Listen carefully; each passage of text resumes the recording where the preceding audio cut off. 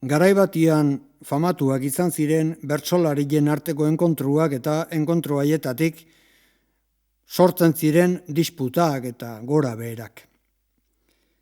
Oraingo bertso hauetan entzungo direnak hiru bertsolarien artekoak dira. Txirrita, Udarregi eta Pello Errota.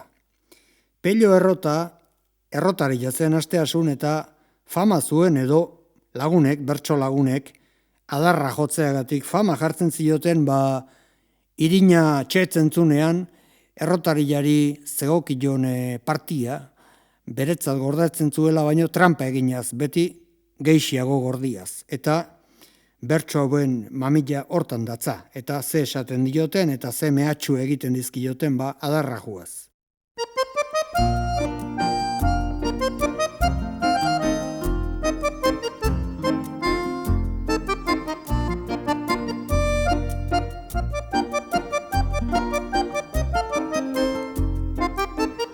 Txirritak.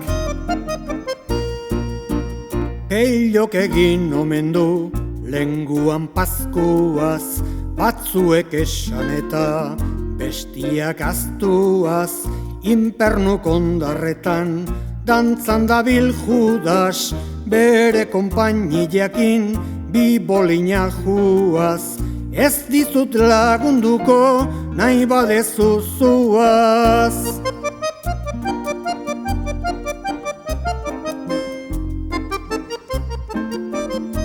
Udarregik.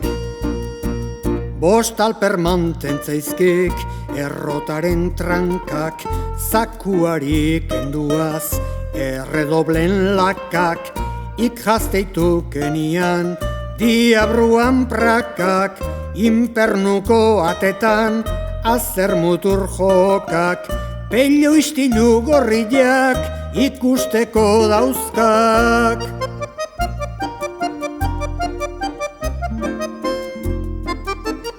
Pello Errotak.